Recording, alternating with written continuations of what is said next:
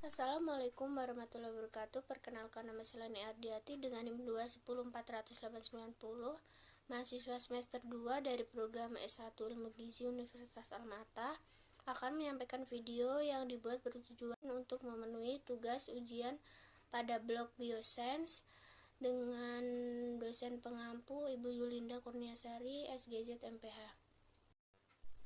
Dalam video kali ini saya akan menjelaskan mengenai materi patofisiologi obesitas. Berikut penjelasan dari saya.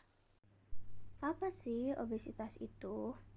Obesitas sendiri adalah berat badan yang melebihi batas normal dan dapat diartikan sebagai suatu kondisi di mana perbandingan antara berat badan dengan tinggi badan melebihi standar yang telah ditentukan.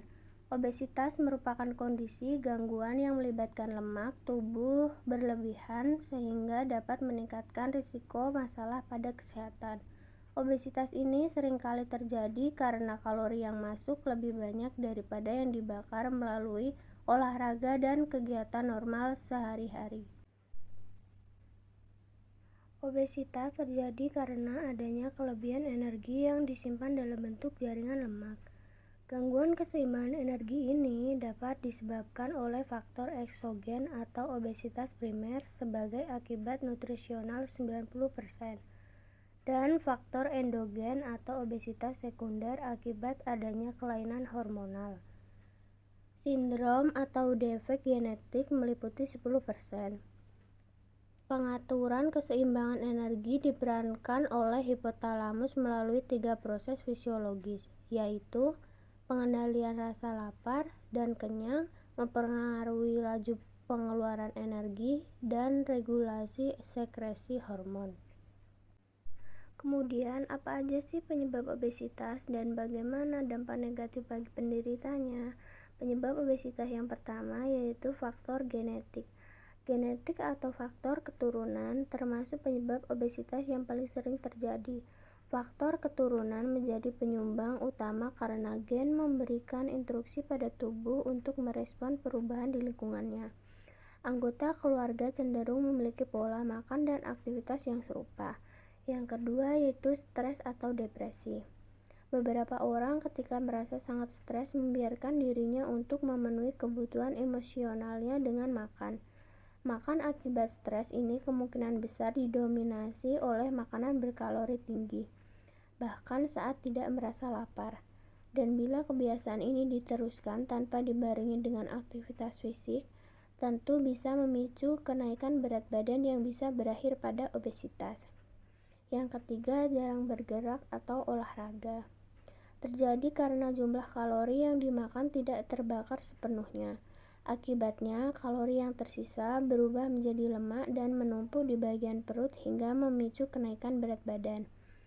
Yang keempat, pola makan tidak sehat. Ini dikarenakan jumlah asupan kalori ke tubuh memiliki dampak langsung terhadap berat badan. Pilihan makanan dan kebiasaan makan seperti kurangnya konsumsi sayur dan buah, makan makanan berlemak berlebihan, minum minuman manis atau berkalori tinggi, konsumsi makanan cepat saji terlalu sering. Dan yang terakhir, penyakit dan obat tertentu. Sejumlah penyakit yang bisa menjadi penyebab obesitas karena kenaikan berat badan yang berlebihan, seperti sindrom ovarium polikistik. Sementara itu, penggunaan obat-obatan juga bisa memicu berat badan berlebih. Pasalnya, ada kemungkinan tubuh terpapar bahan kimia dari obat-obatan tersebut, dan hal ini juga turut dipengaruhi oleh peran mikrobioma, seperti antidepresan, obat anti kejang, obat diabetes, antipsikotik, steroid.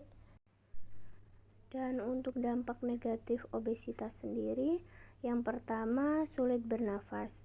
Disebabkan karena adanya lemak yang menumpuk pada daerah dada dan leher, sehingga mengalami kesulitan bernafas baik untuk menghirup atau mengeluarkan udara. Yang kedua, munculnya masalah kulit. Masalah pada kulit yang diakibatkan perubahan hormon, timbunan lemak berlebih akan membuat kulit lebih lebar yang akhirnya menciptakan garis-garis halus. Lipatan lemak juga membuat jamur dan bakteri tumbuh dan berkembang yang memicu terjadi infeksi pada kulit.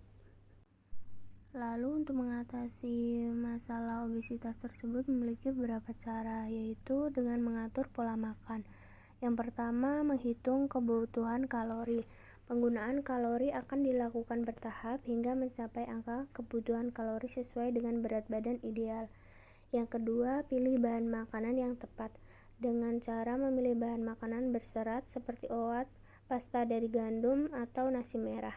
Menghindari jenis karbohidrat yang mengandung gula sederhana, berbanyak konsumsi sayur dan buah, dan membatasi daging merah atau sumber protein hewani lainnya. Yang ketiga, rancang aturan menu makan sehari-hari. Dan yang keempat, bersabar dalam mengatasi obesitas. Untuk cara pencegahan yang kedua yang bisa dilakukan oleh seseorang yang mengalami obesitas yaitu dengan berolahraga dan beraktivitas. Olahraga para penyandang obesitas umumnya perlu melakukan aktivitas intensitas sedang setidaknya 150 menit dalam seminggu. Hal ini bertujuan mencegah kenaikan berat badan atau untuk mempertahankan berat badan yang turun. Kemudian untuk aktivitas fisik seperti berbeda dengan olahraga. Aktivitas fisik meliputi kegiatan rumah tangga sederhana seperti menyapu, mengepel, atau lebih sering berjalan kaki.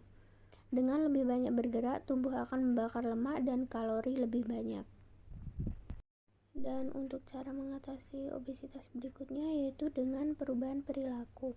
Metode ini ditunjukkan untuk memeriksa kebiasaan saat ini, mengenali faktor stres dan situasi apa yang menjadi penyebab obesitas. Terapi perubahan perilaku ini biasanya meliputi berbicara dengan psikolog untuk mengatasi masalah emosional dan berbicara dengan kelompok pendukung. Dan yang terakhir, dengan tidur yang cukup. Tidur yang cukup sangat penting untuk kestabilan berat badan dan harus dilakukan sebagai cara mencegah dan menghindari obesitas. Cukup sekian dari saya, semoga penjelasan ini dapat bermanfaat bagi kita semua dan menambah ilmu pengetahuan bagi kita semua. Wassalamualaikum warahmatullahi wabarakatuh.